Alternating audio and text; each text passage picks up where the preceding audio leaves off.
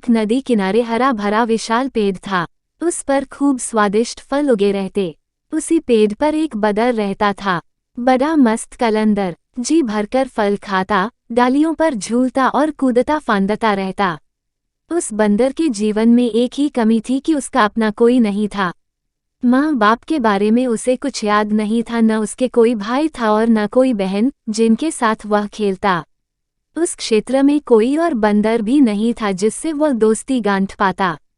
एक दिन वह एक डाल पर बैठा नदी का नजारा देख रहा था कि उसे एक लंबा विशाल जीव उसी पेड़ की ओर तैरकर आता नजर आया। बंदर ने ऐसा जीव पहले कभी नहीं देखा था। उसने उस विचित्र जीव से पूछा, अरे भाई, तुम क्या चीज हो? विशाल जीव ने उत्तर दिया, मैं एक मगरमच्छ हूँ। नदी में इस वर्ष मछलियों का अकाल पड़ गया है। बस भोजन की तलाश में घूमता घूमता इधर आ निकला हूँ। बंदर दिल का अच्छा था। उसने सोचा कि पेड़ पर इतने फल हैं, इस बेचारे को भी उनका स्वाद चखना चाहिए। उसने एक फल तोड़कर मगर की ओर फेंका। मगर ने फल खाया, बहुत रसीला और स्वादिष्ट। वह फटाफट फल खा गया और आशा से फिर बंदर की ओर देखने लगा। बंदर ने मुस्कराकर और फल फेंके।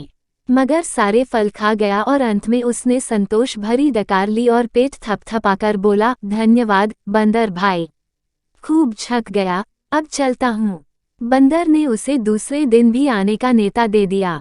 मगर दूसरे दिन आया। बंदर ने उसे फिर फल खिलाए। इसी प्रकार बंदर और मगर में दोस्ती जमने लगी। मगर रोज आता, दोनों फल खाते खिलाते गपशप मारते। बंदर तो वैसे भी अकेला रहता था। उसे मगर से दोस्ती करके बहुत प्रसन्नता हुई।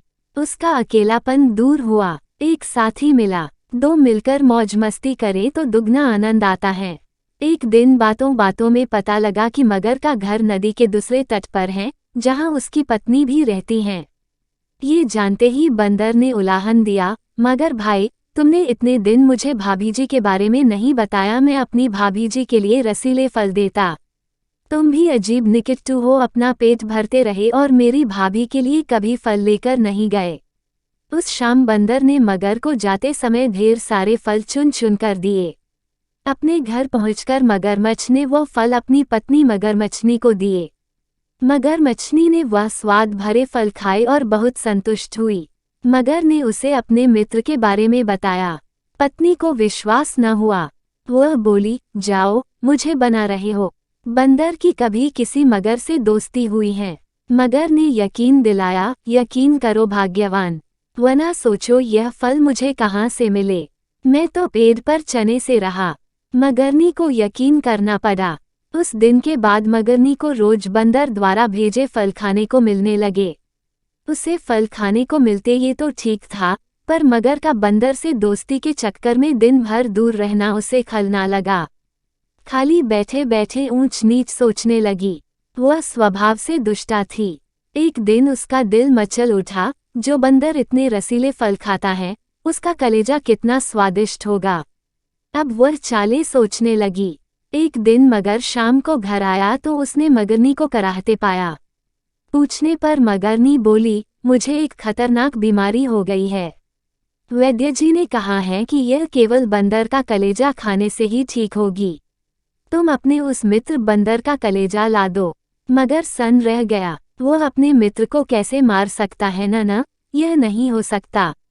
मगर को इनकार में सिर हिलाते देखकर मगरनी जोर से हाय हाय करने लगी, तो फिर मैं मर जाऊंगी। तुम्हारी बला से और मेरे पेट में तुम्हारे बच्चे हैं, वे भी मरेंगे, हम सब मर जाएंगे। तुम अपने बंदर दोस्त के साथ खूब फल खाते रहना। हाय रे, मर गई, मैं मर गई।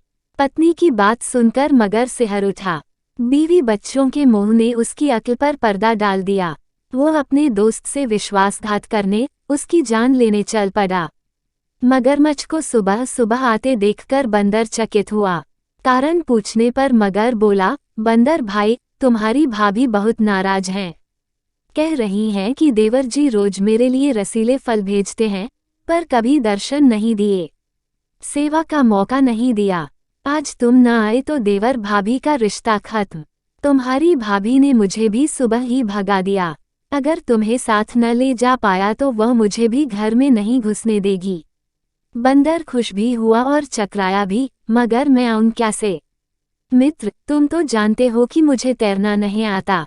मगर बोला, उसकी चिंता मत करो, मेरी पीठ पर बैठो, मैं ले चलूंगा न तुम्हें। बंदर मगर की पीठ पर बैठ गया। कुछ दूर नदी में जाने पर ही मगर पानी के अंदर गोता लगाने लगा। बंदर चिल्लाया, यह क्या कर रहे हो?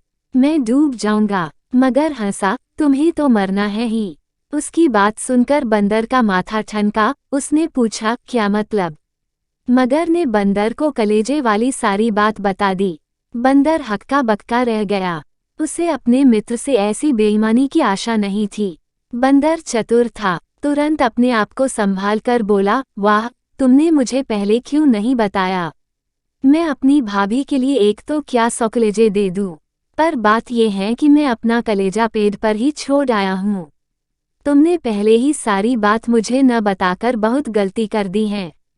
अब जल्दी से वापस चलो ताकि हम पेड़ पर से कलेजा लेते चलें। देर हो गई तो भाभी मर जाएगी, फिर मैं अपने आप को कभी माफ नहीं कर पाऊंगा। अक्ल का मोटा मगरमच्छ उसकी बात सच मानकर बंदर को लेकर वापस लौट चला। जैसे ही वे पेड़ के पास पहुंचे, बंदर लपककर पेड़ की डाली पर चढ़ गया और बोला, मूर्ख, कभी कोई अपना कलेजा बाहर छोड़ता है?